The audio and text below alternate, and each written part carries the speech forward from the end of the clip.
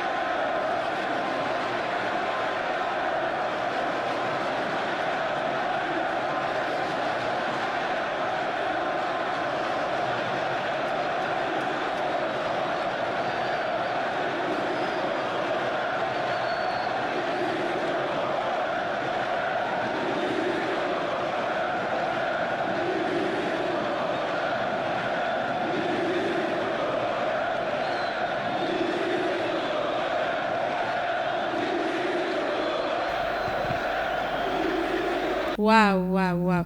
Et ici, Alpha, on va remarquer qu'au départ, le stade n'était pas plein. Et du coup, au deuxième mi-temps, nous voyons déjà oui. C'était quoi? C'était dû à quoi?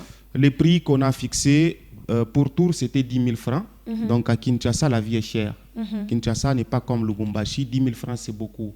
À Kinshasa, 10 000 est belé. Donc, voilà. Donc, pourquoi problème, il y a m'habiller. Oui, raison pour laquelle vous avez vu, dès le début, il n'y avait pas beaucoup. Le stade était presque vide. Oui, c'était quasiment vide. Il n'y avait pas beaucoup de gens.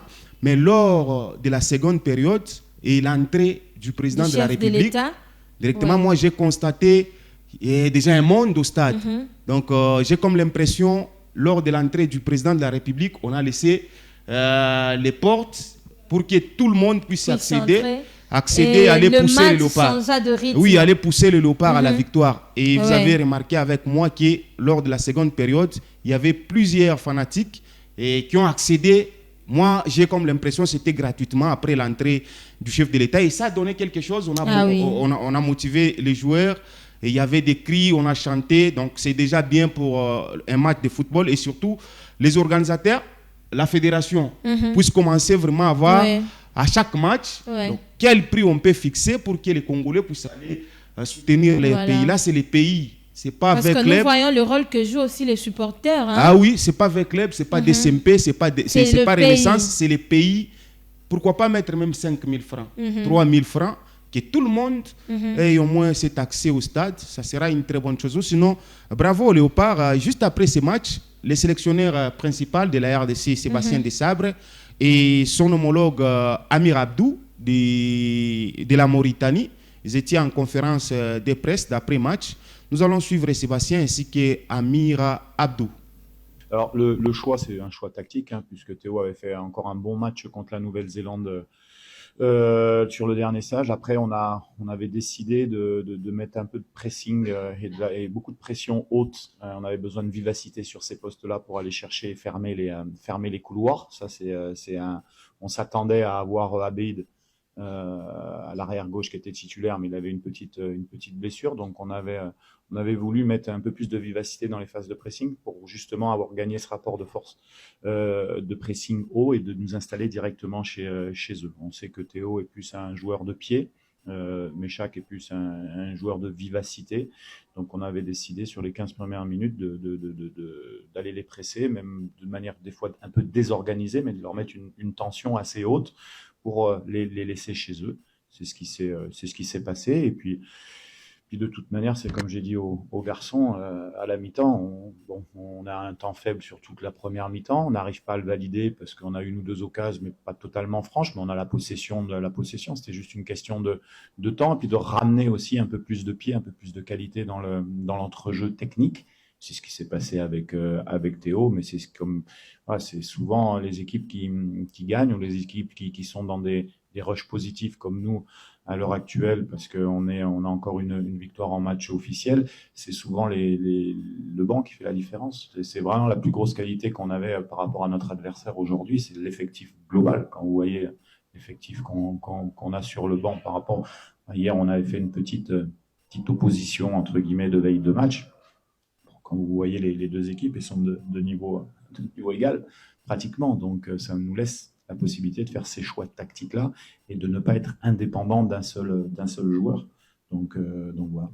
Pareil, on avait décidé alors, ils avaient un côté droit avec Keita qui joue au TP Mazembe qui est très très offensif. C'est aussi pour ça qu'on avait préféré avoir un arrière gauche un peu plus défensif que Vital qui est de pied également un peu plus offensif. C'est un choix. Après, ils ont été bien, mais à l'image de l'équipe. En sachant qu'on a, je pense, on peut avoir 70-80% de possession. Donc, forcément, quand on est défenseur, c'est plus facile de faire moins d'erreurs quand on a le ballon. Il faudra même reposer cette question quand on sera dans des temps faibles ou des équipes qui vont venir nous acculer. En tout cas, je suis satisfait de leur performance, comme je suis satisfait de l'ensemble de l'équipe sur le plan défensif. On avait changé la défense, il y avait quelques blessés. La réalité, c'est que sur les 7 derniers matchs, on a pris 2 buts, dont un penalty en dernière minute contre la Nouvelle-Zélande. Donc, on est quand même assez solide. On part avec un clean sheet. Aujourd'hui, j'allais dire que la victoire est méritée et logique sur l'ensemble du match, mais ça reste un match à domicile contre la Mauritanie qu'on se devait de gagner. On n'a rien fait d'exceptionnel, mais c'est vrai que ça nous lance bien dans la campagne. Et maintenant, faut bien récupérer. Oui, bah, c'est comme je l'ai dit, ça fait partie d'une stratégie globale. Après, un entraîneur et le staff, je suis pas tout seul à faire les choix. Il y a le staff, mais la réalité, c'est la qualité des joueurs qui rentrent. Non, on sait qu'on est à l'extérieur. On sait que le Congo, c'est une équipe redoutable. Dans l'entrejeu, Kakuta et Mutusami nous ont fait beaucoup de mal et il fallait bloquer ces intérieurs et couper la transition entre cette attaque avec Bakambu. Voilà, la chose qui a été faite sur cette première mi-temps, et je vous ai dit, c'est des heures de débutants et on a manqué de lucidité sur la première action qu'ils nous ont mis sur la 60e. Notamment sur cette première mi-temps, ils n'ont pas eu quasiment d'occasion, mis à part les corners. Voilà, et puis on a quand même une occasion pour ouvrir le score, puisqu'un de mes milieux défensifs a frappé sur la barre, et puis après, bon, ça a été difficile pour nous pour la suite, quoi. Qu'est-ce que je vous dise? Elle est merveilleuse, votre équipe. Vous voulez que je vous donne des lauriers? Non, on sait que c'est une belle équipe. Après 3 matchs, il faut savoir aussi qu'il y a un match sur tapis vert qui a été gagné. Voilà. Nous, sur le terrain, on a fait le nécessaire, on a fait un partout chez nous. Mais comme je l'ai dit, on perd ce point sur tapis vert. Voilà, donc c'est une équipe en reconstruction, et puis Sébastien fait du bon travail ici, et je suis content pour lui, qu'il a redynamisé un petit peu cette sélection. On sait que le Congo, c'est une équipe de qualité, avec de bonnes individualités. Et voilà, pour moi, ça fait partie d'une sélection du top 5 africaine. Voilà, c'est bien pour sa part d'avoir fait de belles choses, et je pense qu'il va continuer aussi à ramener de bons joueurs, parce que vous avez beaucoup de qualité. C'est vrai qu'en termes de population et aussi en termes de qualité de joueurs au niveau, entre guillemets, dans le monde, voilà, vous êtes bien lotis, et puis je vous souhaite le meilleur pour la suite. Déjà, c'est pas une revanche, c'est pas la même compétition. D'ailleurs, je félicite le Congo d'être qualifié. Nous aussi, on est qualifiés pour cette Coupe d'Afrique, et c'est une autre compétition. Forcément, on sait que quand vous avez 2 adversaires qui jouent l'un contre l'autre, il y a un rapport de force qui se fait. Le rapport de force a été fait avec cette équipe congolaise, où, comme je l'ai dit, il y a de très bonnes individualités. C'était pas un objectif de venir avec un bloc bas. Voilà, nous, on adore jouer avec un bloc médian. Voilà, on a perdu du terrain parce qu'ils avaient la possession, et tout simplement. Après, bon, comme je l'ai dit, le terrain était très large. Le synthétique il avait une surface assez difficile, puisqu'on n'a pas trop l'habitude de jouer sur cette surface-là. Voilà, donc comme je l'ai dit, c'est un rapport de force que le Congo a pu faire en première mi-temps, et je les félicite. Au moins, nous avons été félicités par le coach de la Mauritanie. Amir Abdou. Ça s'appelle le fair play. Hein? Ah oui, le fair play.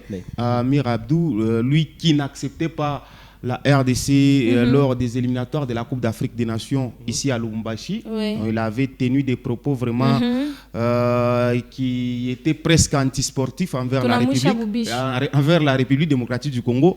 Là, il vient d'accepter, après avoir perdu lors des éliminatoires de la Coupe d'Afrique des Nations, 3-1 ici, et 1 but partout chez eux.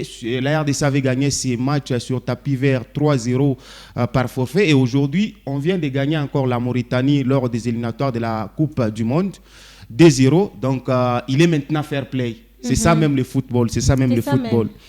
Nous allons chuter avec la visite du chef de l'État, Félix-Antoine Tshisekedi Tshilombo, après la victoire de la RDC. Le chef de l'État, comme d'habitude, il est entré au vestiaire pour encourager les léopards de la RDC, et puis il a promis la prime présidentielle à nos léopards. Une fois de plus, nous allons suivre les chefs de l'État. Il est mon coach préféré.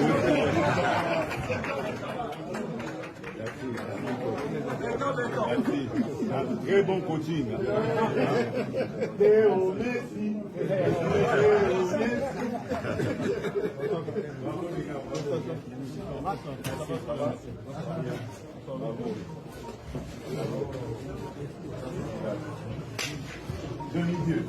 bien naturel.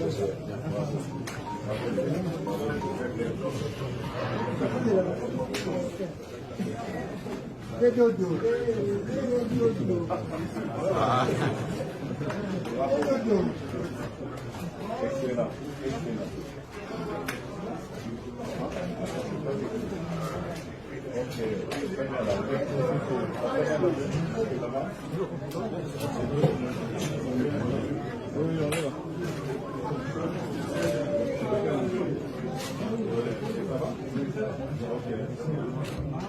La dernière fois que je joué contre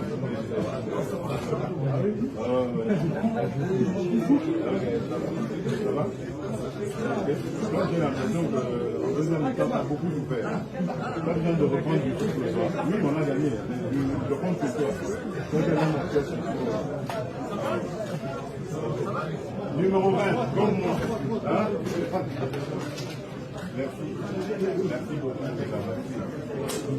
Alors, toujours bien,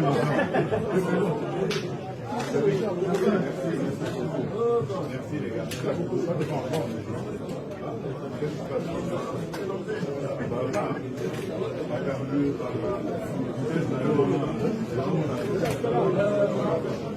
Bravo.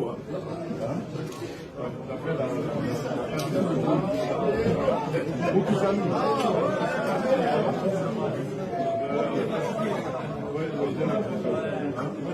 C'est pas à cause du club, parce qu'un homme, ça compte pas fort.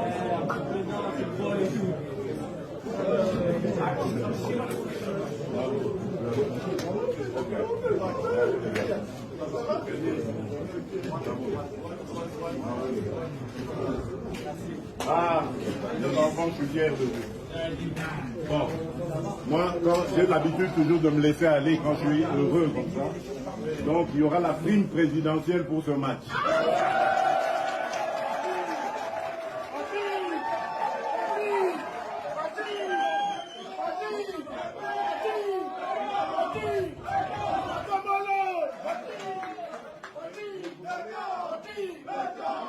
Mais vous allez permettre que 2 joueurs aient un peu plus. C'est-à-dire, Wissa le 20, parce qu'il est numéro 20 comme moi. Et Théo Messi.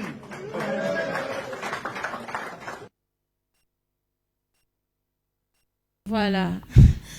Qu'est-ce que ça fait bonheur, plaisir, hein? La joie du chef de l'État. Ah oui, lui, il a bien signifié. Quand je suis emporté, donc je me laisse aller. Je me laisse aller. Donc, heureusement que la fois dernière, il avait promis. Oui, il avait réalisé lors du match des qualifications, la RDC contre le Soudan, il avait promis la prime présidentielle au Léopard et il les avait donné. Et cette fois-là, il vient encore de promettre. J'espère qu'il va réaliser. Déjà aujourd'hui, parce que nous avons un match de la deuxième journée, ça sera le dimanche contre le Soudan. Donc avant ces matchs, déjà, il faut que le président... Ça sera le dimanche à quelle heure déjà? Ça sera vers la nuit comme ça. Les la soirée. Oui, dans la soirée, nous allons préciser dans nos prochaines interventions. Oui. Donc, le président de la République, donc, si ce n'est pas aujourd'hui, voire même demain, il va réaliser sa promesse. Oui, pour leur motiver. Hein. Ça sera ainsi. De bien jouer, parce que là, déjà, il faudrait que le Messi, c'est quoi le numéro 10 là? Théo Bongonda. Et puis, Wissa, c'est Wissa? Ah oui, Yohan Wissa. Les deux là seront primés plus que les autres. Oui. C'est selon les propos du président de la République démocratique du Congo. Ce sont les 2 joueurs qui sont démarqués la journée d'hier, Yohan Wissa et Théo Bongonda, sans oublier Joris Kaembe, l'homme du match. Donc, en tout cas, bravo à nos Léopards. Nous attendons la deuxième journée. Déjà, c'est dimanche. Ça sera face au Crocodile du Nil du Soudan. Nous allons jouer au stade Aniba de la Libye. Donc, le Soudan est en guerre. Raison pour laquelle leur match a été délocalisé du côté de la Libye. C'est là où nous allons jouer la deuxième journée. Le Sénégal, nous sommes dans le même groupe avec le Sénégal. Le Sénégal va jouer le samedi. Ça sera face au Togo. Donc, jusque-là, la RDC occupe la première position de son groupe avec 3 points, plus D comme goal average. Nous terminons par là. Voilà, ça sera tout avec Alphonse Diboué, n'est-ce pas ça, Monsieur Toine. Alors, on arrête par ici, on va devoir libérer Alpha à travers le carton gag, un peu de gag, parce que nous venons de recevoir de bonnes nouvelles, n'est-ce pas ça? Oui. Alors, nous allons retrouver ici Go Michel avec sa collection, tout comme sa collectif, en train de nous faire du bien, surtout de soigner notre humeur. C'est parti.